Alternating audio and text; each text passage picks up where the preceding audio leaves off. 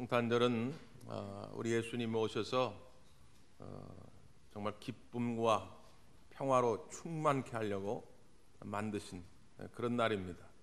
이번 성탄에 여러분 마음에, 여러분 가정에 정말 어둠의 모든 권세가 떠나가고 오직 주님의 기쁨과 평안만이 넘치기를 바랍니다. 중요한 것은 주님이 우리에게 주신 것이 무엇인지를 아는 것이 중요합니다. 그걸 깨닫고 주신 선물을 잘 누려야지. 그래서 우리가 지금 계속 예수님이 주시는 크리스마스 선물에 대해서 살펴보고 있습니다.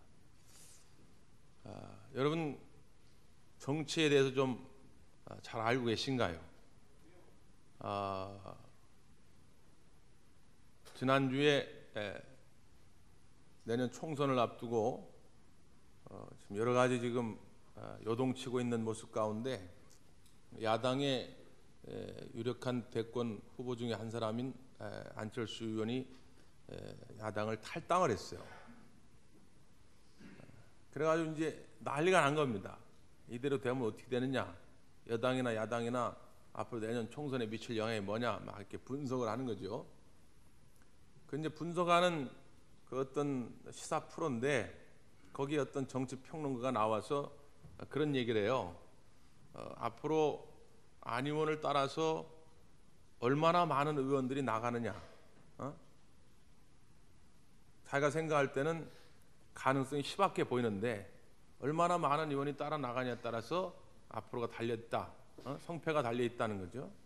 그러면서 뭘 이야기하냐면 옛날 중국 춘추 전국 시대에 그때는 이제 막 지도자들이 막 여기저기서 일어나는 거 아닙니까?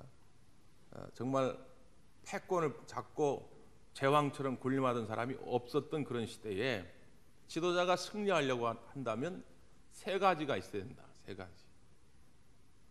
세, 법, 술이라고 하는 게 있어야 한다고 얘기했다는 거예요. 세라고 하는 건 뭐냐?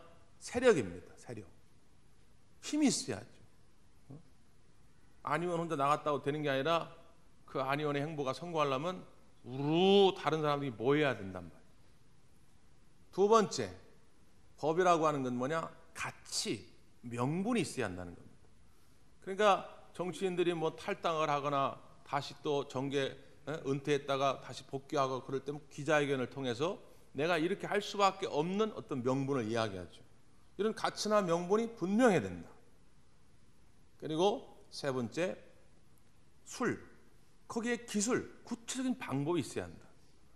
그러니까 이 세법, 술, 세 가지가 완전히 갖춰지면 그 시대를 이끌어가는 지도자가 되지만 그렇지 못할 때는 그냥 실패할 수밖에 없다. 그런 얘기를 하더라고요. 그러니까 누구나 세력을 키우고 싶죠. 그 처음에 이 세력을 키우려고 하는데 내 힘으로 안 되니까 다른 사람의 이름을 빌리게 됩니다.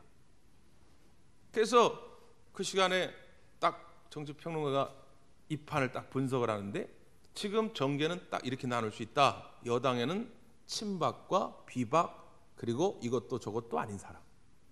야당은 이렇게 나눌 수 있다. 친노와 비노 그리고 이것도 저것도 아닌 사람.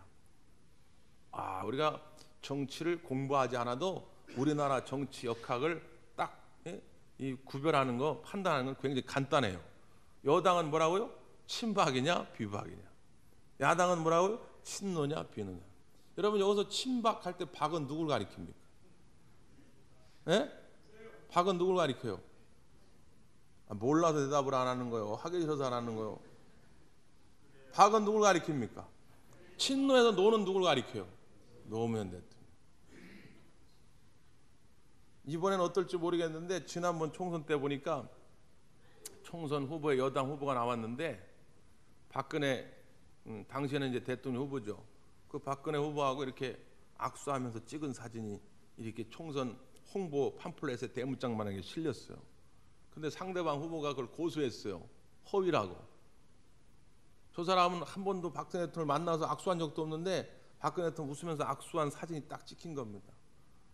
자세히 들여다보니까 합성을 한 거예요. 합성.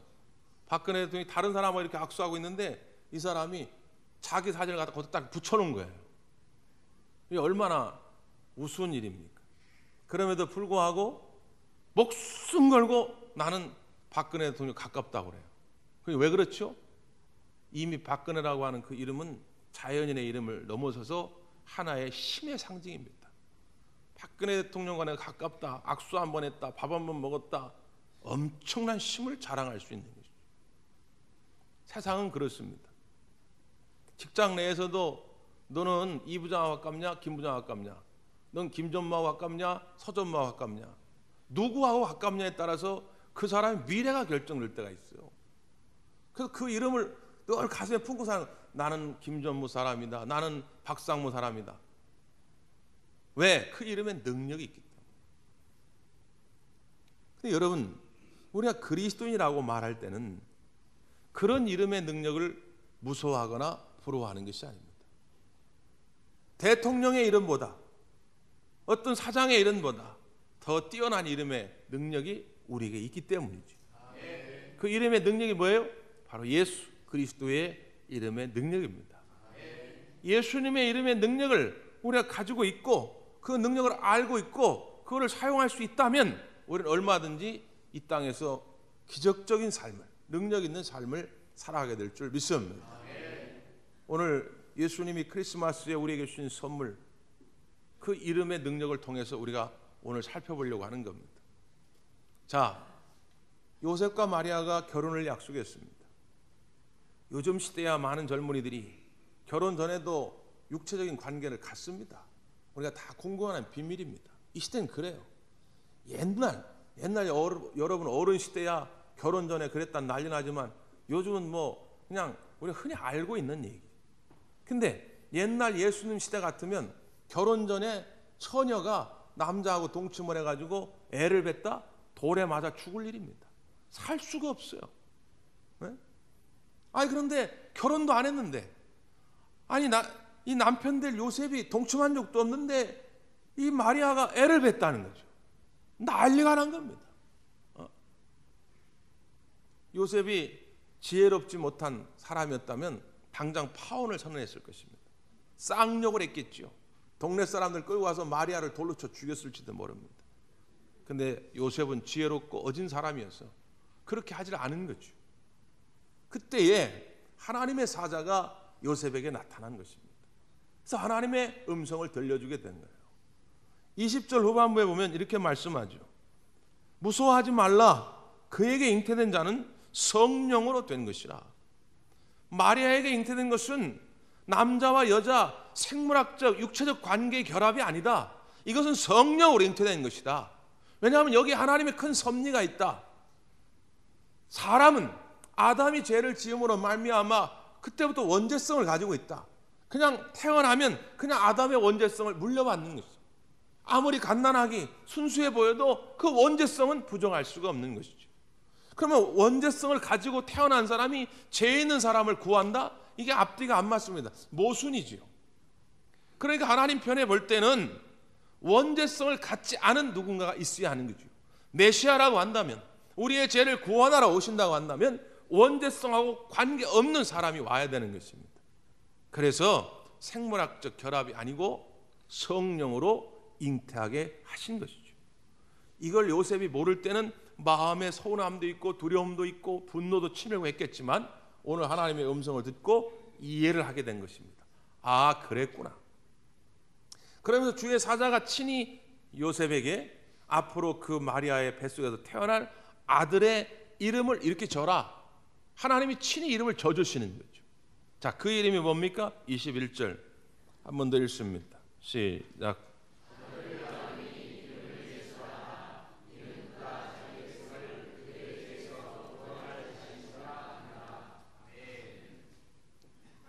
예수라 이름을 지어라. 그 예수라고 하는 이름의 뜻은 뭐라고요? 아이고, 보고 얘기하시고 거기 나와 있잖아요. 예수라 이름의 뜻이 뭐라고요? 예, 우리를 죄에서 구원할 자이십니다. 예수라는 이름의 뜻은 우리를 구원하다, 건져내다, 그런 뜻입니다. 그러니까 예수님의 이름의 그 능력을 우리가 믿으면 우리가 죄로부터 구원함을 받게 되는 것이고, 그렇지 않으면 지옥에 가는 겁니다.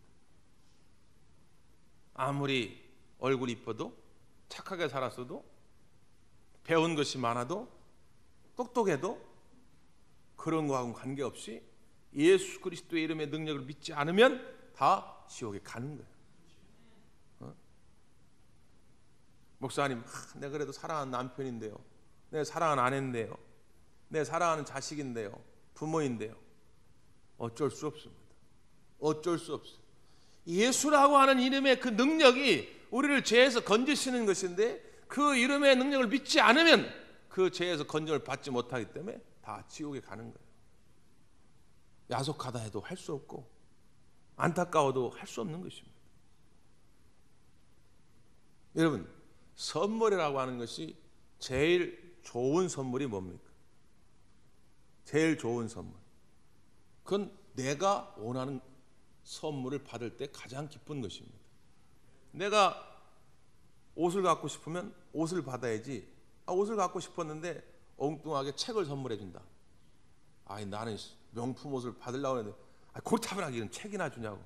물론 그 선물 한 사람 그 자리에서 말은 못하겠지만 집에 가서 투덜거릴 거라고. 내가 명품 백을 갖고 싶으면 그 명품 백을 딱 받을 때 기분이 제일 좋은 거예요. 근데 명품 백을 받기를 원했는데 갑자기 머리에 가서 머리나 뽑으라고 헤어샵 이용권을 준다? 그럼 별로, 물론 그냥 받으면 좋겠지만 기분이 최고이진 않다. 근데 예수님이 우리에게 주시는 크리스마스의 선물이 최고인 이유가 있습니다. 그건 우리에게 꼭 필요한 것이기 때문에, 꼭 필요한 것입니다. 로이 레신이라고 하는 분이 인간에게 가장 필요한 것이라고 하는 제목의 글을 우리에게 남겼는데, 간단하게만 소개하면 이런 겁니다. 인간에게 가장 필요한 것이 지식이었다면 하나님은 우리에게 교육가를 보내셨을 것이다. 인간에게 가장 필요한 것이 건강이었다면 하나님은 우리에게 의사를 보내셨을 것이다. 인간에게 가장 필요한 것이 돈이었다면 하나님은 우리에게 사업가를 보내셨을 것이다. 인간에게 가장 필요한 것이 즐거움이었다면 하나님은 우리에게 연예인을 보내셨을 것이다. 그러나 인간에게 가장 필요한 것은 제사함이었다. 그래서 하나님은 우리에게 구세주를 보내주신 것이다. 지식도 건강도 돈도 즐거움도 필요 없다는 게 아닙니다. 물론 그것도 필요하지만 그거보다 우리에게 지금 가장 중요하고 가장 필요한 것은 제사함이었다. 이 제사함을 위해 우리 예수님이 낮고 낮은 그 마을 구유에 오신 줄 믿습니다. 그 이름의 의미를 깨닫고 그 이름의 능력을 우리가 확증하게 될 때에 어둠의 권세와 싸워 이길 수 있는 것이죠. 여러분 잘 보세요. 예수님이 십자가에 달려 죽으시고 예수님의 제자들이 두려움 속에 휩싸였습니다. 어떻게 할 줄 모르는 거죠. 그런데 오순절날 마가의 다락방에 모여있던 120명의 성도들에게 성령의 강림의 역사가 있게 된 것입니다. 그때 베드로를 비롯한 예수님의 제자들이 성령을 받고 나서 힘을 얻죠. 그 힘을 얻고 난 다음 첫 번째 일어난 사건이 뭡니까? 성전에 기도하러 올라가는데 안전뱅이가 있는 것입니다. 40년 동안, 거의 40년 동안 발목에 힘 한번 써보지 못한 사람입니다. 그래서 한 푼 줍시오, 한 푼 줍시오 구걸하는 사람. 그때 베드로가 선언합니다. 야, 나도 은과 금이 없다. 너도 거름뱅이지만 나도 가진 것이 은과 금은 없다. 그러나 내게 있는 것이 한 가지가 있다. 그것은 뭐냐? 바로 나사렛 예수 그리스도의 이름의 능력이다. 내게 있는 이 이름의 능력을 너한테도 주노니 일어나 걸으라. 그랬더니 40년 동안 안전뱅이로 있던 자가 벌떡 일어나 뛰며 노래하며 성 안으로 갔다는 것이죠. 그 이름의 능력을 이전에 알지 못할 때, 사용하지 않을 때는 그런 기적의 역사가 나타나지 않은 것입니다. 그런데 성령께서 임하게 되니까 확신이 생긴 거예요. 나도 예수님의 이름으로 명하면 어둠의 권세가 떠나가고 예수님의 이름으로 구하면 무엇인지 구하는 대로 응답되고 예수님의 이름으로 명하면 내 앞에도 기적의 역사가 일어날 거라는 확신을 갖게 되는 거예요. 그랬더니 베드로에게 그런 일들이 나타나는 겁니다. 저는 동일하게 여러분에게도 나타날 줄 믿습니다. 예수님은 우리를 죄로부터 구원해 주시려고, 우리의 인생의 문제로부터 건지시라고 오셨다 그 말이에요. 그래서 그 이름에 벌써 그 주님이 주는 선물이 나타나 있다. 두 번째 이름입니다. 23절 시작.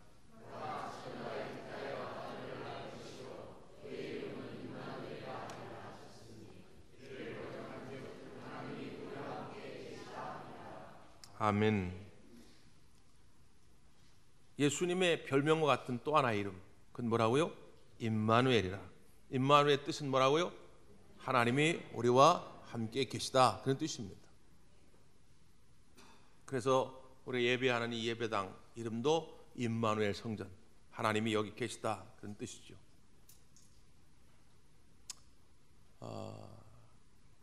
우리가 신앙생활을 하면서 많은 일을 하는 것도 중요하고 큰 일을 하는 것도 중요하지만, 여러분 꼭 잊지 말고 마음속에 도회하는 것이 있다면 하나님과 함께하는 것입니다. 무슨 일을 하든지 간에, 어디를 가든지 간에.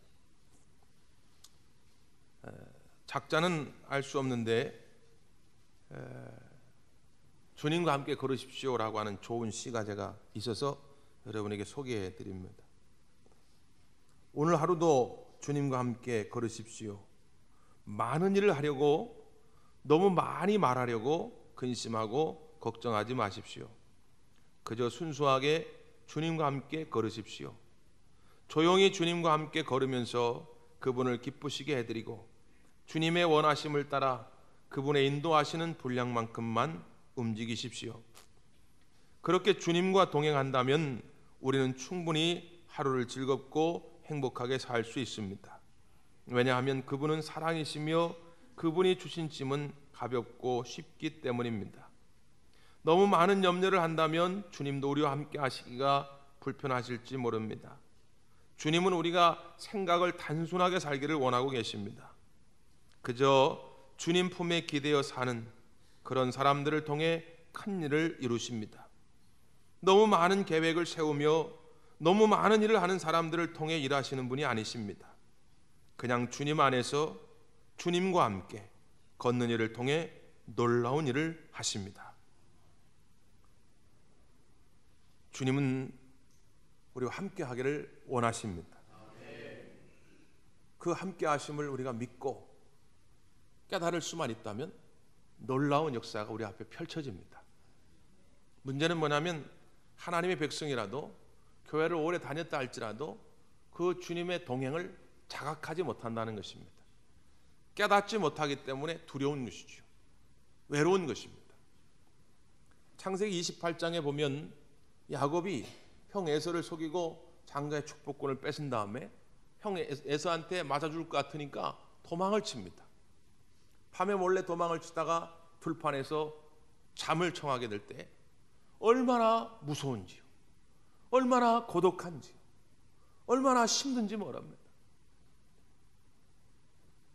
그런데 하나님께서 꿈속에 그에게 환상을 하나 보여주는데, 소위 말하는 축복의 사닥다리 환상입니다. 사닥다리가 저 하늘과 땅으로 연결이 되어 있는데, 그 사닥다리를 하나님의 천사들이 오르락내리라 오르락내리라 오르락내리라 하고 있다는 거죠. 뭘 상징합니까? 하나님의 백성들, 하나님의 자녀들을 돕기 위해서 돕는 수호 천사들, 하나님의 천군 천사들이 오르락내리라 오르락내리라 한다는 거예요. 근데 그거를 못 본 거죠. 깨닫지 못한 것입니다. 오늘도 여러분을 돕기 위해서 하나님의 천사들이 오르락내리라 하고 있단 말이죠. 그걸 눈으로 보게 한 것입니다. 그리고 나서 하나님의 음성을 들려주는데 뭐라고 말씀하냐면, 내가 너와 함께 있어 네가 어디로 가든지 너를 지키며 너를 이끌어 이 땅으로 돌아오게 할지라. 내가 네게 허락한 것을 다 이루기까지 너를 떠나지 아니하리라. 야곱이 잠이 깨어서 뭐라고 고백하냐면, 여호와께서 과연 여기 계시거늘 내가 알지 못하였도다. 하나님이 안 계신 것이 아니고 지금 이 외로운 들판, 짐승 소리만 울리는 이 어두컴컴한 밤에 나 혼자 있는 것이 아니라 하나님이 여기 계셨음에도 불구하고 내가 알지 못하였도다. 알지 못했기 때문에 외로웠던 것이죠. 알지 못했기 때문에 두려웠던 거예요. 어찌할 바를 모르는 것이죠. 그런데 여기 계심을 알게 되니까 힘을 얻게 된 것입니다. 그래서 배고에 있던 그 돌을 기둥 삼고 거기에 기름을 붓고 그곳에 하나님의 자그마한 성전을 짓고 그곳 이름을 베델, 곧 번역하면 하나님의 집이라 이렇게 이름을 지은 것입니다. 베델은 곧 어디냐? 들판입니다. 베델은 곧 어디냐? 여러분의 가정입니다. 베델은 곧 어디냐? 여러분의 일터입니다. 여러분이 가는 곳마다 우리 하나님은 동행하실 줄 믿습니다. 그런데 내가 그걸 보지 못할 때 과연 여기 계시거늘 우리 가정에도 계셨고 우리 직장에도 계셨고 우리 학교에도 계셨고 내가 가는 곳마다 함께 하셨거늘 내가 그걸 알지 못할 때 두려움이 찾아옵니다. 예수님이 십자가에 달려 죽으시고 나서 제자들이 근심에 쌓이게 될 때 두 제자가 고향 엠마오로 돌아갑니다. 고향으로 가서 다시 옛날처럼 물고기나 잡고 농사나 지며 살아야 되겠다. 예루살렘에 있다가 괜히 잡히면은 나도 죽을지 모른다. 예루살렘에서 더 이상 할 일도 없다. 예수님도 없는데 우리가 뭘 할 수 있겠냐. 엠마오로 가는 그 길은 바로 패배를 선언하는 길입니다. 야, 이렇게 해도 안 돼, 저렇게 해도 안 돼. 더 이상 뭐 사업에서 뭐 하겠냐? 더 이상 공부해서 뭐 하겠냐? 더 이상 노력해서 뭐 하겠냐? 야, 뭐 셀리다 해도 피곤해, 교사해도 피곤해, 찬양대 해도 피곤해, 뭐 해도 피곤해. 야야야, 다 때려쳐 이제. 아이 교회 그냥 가서 예배만 가만히 드리고 와. 사역해봐 뭐야 힘든데. 패배주의 근성, 이건 엠마오로 가는 길입니다. 근데 왜 그런 마음이 생기느냐? 그 내려가는 길에 예수님이 동행했는데도 불구하고 그들이 그 동행하시는 예수님을 몰랐기 때문입니다. 가는 도중에 예수님이 성경 말씀을 풀어서 해석해 주면서 그들의 눈을 뜨게 합니다. 그래서 엠마오로 가는 중에 그들의 영안이 열린 것이죠. 영적 눈이 열려진 것입니다. 그랬더니 그들과 함께하는 예수님이 보여졌더라. 예수님이 함께 하심을 보게 되니까 엠마오로 가던 길이 돌이켜서 예루살렘으로 향해 갑니다. 잡혀 죽을지도 몰라 도망쳤던 그 예루살렘을 향해 다시 나아갑니다. 주님의 제자로 사역자로 사는 게 너무 지치고 힘들어가지고 에라 모르겠다 다 때려치고 고향 가서 그냥 농사나 지며 살겠다 했는데 다시 그 길을 향해 갑니다. 이 위대한 전환점이 된 사건이 뭐라고요? 나와 함께 하시는 예수님을 보았다는 것입니다. 힘들지요. 주님의 일 하기도 힘들고 세상 살아가기도 힘들지요. 그런데 여러분 중요한 것은 내 눈이 지금 어두워져 있음을 먼저 깨달아야 됩니다. 내가 주님의 사역을 할 때 내 곁에서 함께 하시는 예수님을 볼 수만 있다면, 내가 가정에서 직장에서 무슨 일을 할 때 그 옆에서 여전히 나와 동행하고 있는 예수님을 볼 수만 있다면 패배주의 근성을 버리고 다시금 용기를 가지고 희망을 가지고 주를 향해 나아가게 될 줄 믿습니다. 미국에서 옛날에 뉴욕 데일리 뉴스에 실렸던 이야기인데 한 마을에 17살 먹은 마이크 뷰케라고 하는 소년이 있었습니다. 이 마이크 뷰케라는 소년이 지붕에 올라가서 투신 자살을 시도합니다. 왜냐하면 아버지가 알코올 중독자입니다. 가정을 전혀 돌보지가 않습니다. 이것 때문에 화난 엄마는 집을 떠나버립니다. 이 아이는 도저히 살아갈 수가 없는 것이죠. 이렇게 살 바에 죽어야 되겠다고 지붕 위로 올라갔는데 그때 한 노신사가 그 지붕으로 올라가서 그 아이와 계속 대화를 나눕니다. 2시간 가까이 대화를 나눠서 결국 그 아이를 설득시키고 그 아이를 지붕에서 내려오게 합니다. 그 아이를 살리게 되죠. 나중에 매스컴에 알려진 사실은 이 노신사는 윌리엄 폭스라고 하는 분입니다. 사람들이 물었습니다. 당신은 어떻게 가서 그 17살 소년을 설득시켰는가? 나는 2시간 동안 이 말만 계속 반복했습니다. 뭐라고 반복했느냐? 내가 너를 아들 삼겠다. 내가 너의 아버지가 돼주겠다. 내가 너와 계속 함께하겠다. 끊임없이 이제부터 나는 너의 아버지가 돼주겠다. 너는 나의 아들이 될 것이다. 내가 너와 계속 함께해 주겠다. 2시간 이 말을 계속 반복할 때 그 아이의 마음이 열렸습니다. 저는 이 아침에도 우리 주님이 우리에게 그렇게 말씀하시라 믿습니다. 내가 너의 아버지가 되주겠다. 너희는 나의 자녀가 될 것이다. 내가 너희와 영원히 함께 할 것이다. 여러분, 이 음성을, 이 선물을 붙드시고 어둠 속에서도 일어나 승리할 수 있게 되기를 간절히 바랍니다. 기도하겠습니다.